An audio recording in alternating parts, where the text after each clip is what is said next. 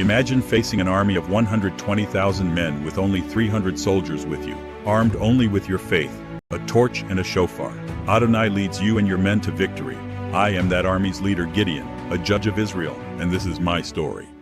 When I was a boy, the people of Israel did evil in the eyes of Adonai.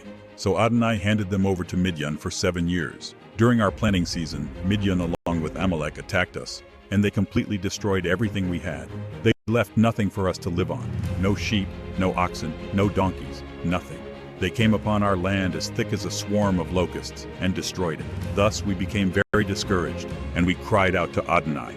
Adonai heard our cries and sent a prophet saying, I brought you up from Egypt, out of a life of slavery. I delivered you from the power of the Egyptians and from the power of all your oppressors. I drove them out ahead of you and gave you their land. And I said to you, I am Adonai your God. You are not to be afraid of the gods of the Amori in whose land you are living. But you paid no attention to what I said. After years of hardship and extreme poverty, I was threshing wheat in the winepress in order to hide it from Midian. An angel of Adonai appeared to me and said, You valiant hero. Adonai is with you, I replied back. Excuse me, sir, but if Adonai is with us, then why is all this happening to us? Where are all his miracles our ancestors told us about when they said, Didn't Adonai bring us up from Egypt? For now Adonai has abandoned us and handed us over to Midian. Adonai turned to me and said, Go in this strength of yours and save Israel from the hands of Midian. Haven't I sent you? But I said hesitantly, Forgive me, my lord, but with what am I to save Israel? My family is the poorest in Manasseh, and I'm the youngest person in my father's house. Adonai said to me, Because I will be with you, you will strike down Midian as easily as if they were just one man. I replied, If indeed you favor me, would you mind giving me a sign that it is really you talking with me? So please don't leave until I go and return with a gift and present it to you. I'll wait till you come back. He replied. I ran inside as fast as I could and cooked a young goat and made matzo from a bushel of flour. I put the meat in a basket and the broth in a pot, brought them out to him and presented them. He said to me, Take the meat and matzo, lay them on this rock, and pour out the broth. I did so, and the angel of Adonai reached out with the stick he was holding, touched the meat and matzo, and fire shot up out of the rock and burned up the meat and matzo. Then the angel of Adonai disappeared before my eyes. That very night as I was sleeping, Adonai said to me, Take your father's bull and the other bull, the 7-year-old, and destroy the altar to Baal that belongs to your father. Cut down the sacred pole next to it, and build a proper altar to Adonai your God on top of this strong point. Then take the second bull, and offer it as a burnt offering, using the wood of the sacred pole you cut down. I did so. I took 10 men, and we did what Adonai told me to do. We did it by night, as I was afraid of the men in my father's household. When the men of the city got up the next morning, they saw the altar of Baal destroyed, with the sacred pole cut down, and a second bull, with a burnt offering on the newly built altar. They asked each other, Who could have done this? But after investigating, they concluded that I had done it. Bring out your son, the men of the city demanded to my father, so that he may die, because he destroyed the altar of Baal and cut down the sacred pole next to it. But my father said to all those crowding around him, You're defending Baal, are you? It's your job to save him. Anyone who defends Baal will be put to death before morning. If he's a god, let him defend himself. After all, somebody destroyed his altar. Therefore, on that day I was given the name Yerubbaal, let Baal defend, because they said, Let Baal defend himself against him, since I destroyed his altar. Now in the east war was starting to brew. All of Midian, Amalek, and more joined forces and crossed the river Yarden and set up camp in the Yizrael valley. Suddenly the spirit of Adonai covered me, and I sounded a call on the shofar, and Aviezer rallied behind me. I also sent messenger throughout all of Manasseh, Asher, Zebulun, and Naphtali, and all of them came to join me. I said to God, If you are going to save Israel through me, as you said you would, then here, I will lay a wool fleece on the threshing floor, if there is dew on the fleece only, while all the ground stays dry. I will be convinced that you will save Israel through me, as you said you would. When I got up the next morning, it happened. I pressed the fleece together, and it wrung dew out of it. I then said to God, Don't be angry with me because I am asking one more thing. Let me make one more test, please. This time let it be dry only on the fleece, with dew all over the ground. And that is what God did that night.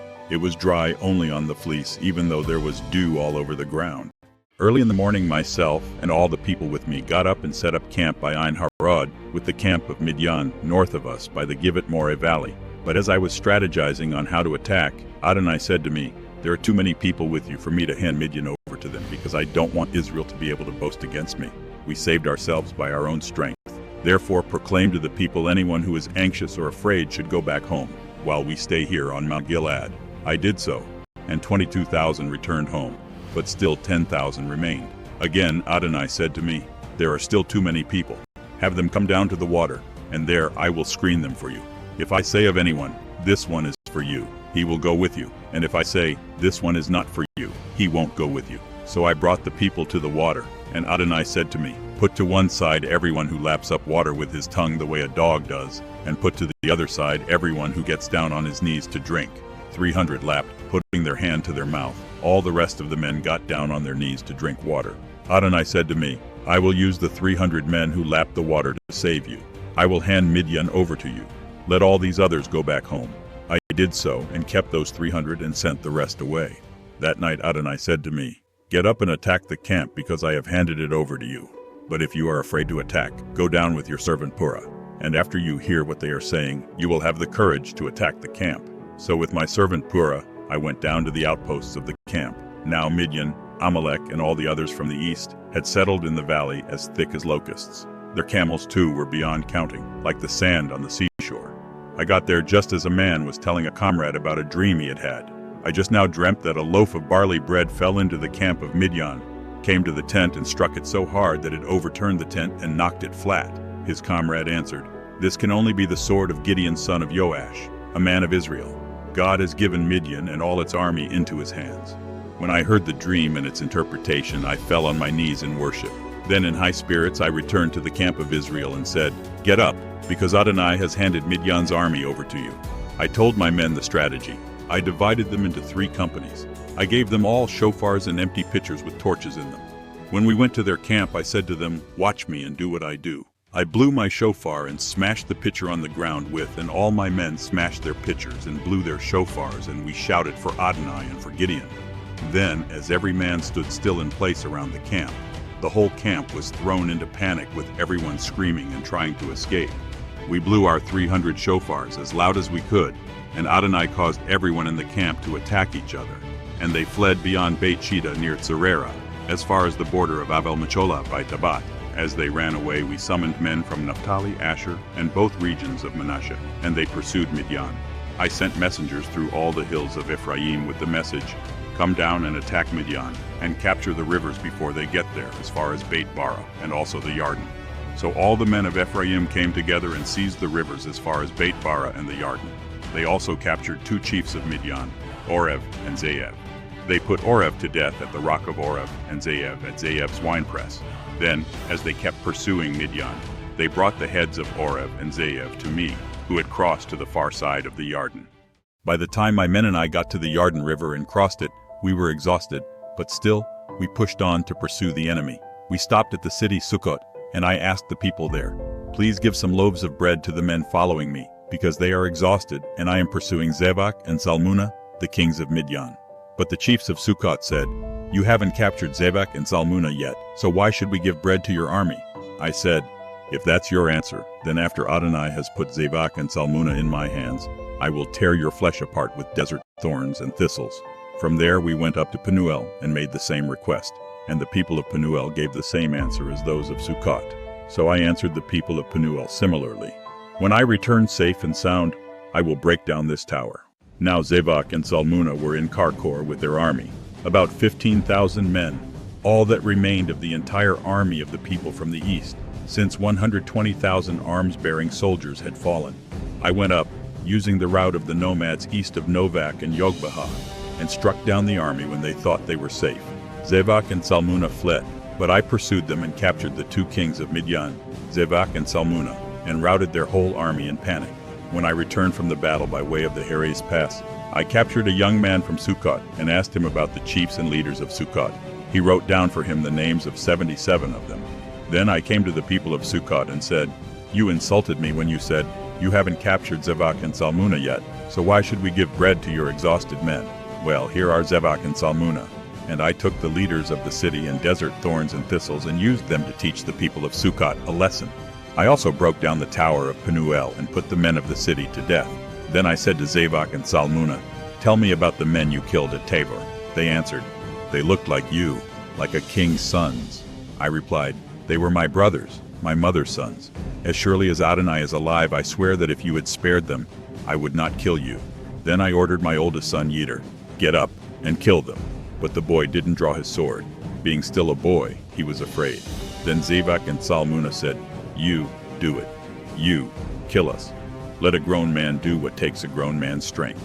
So I got up and killed Zabak and Salmuna, and took the ornamental crescents from around their camels' necks.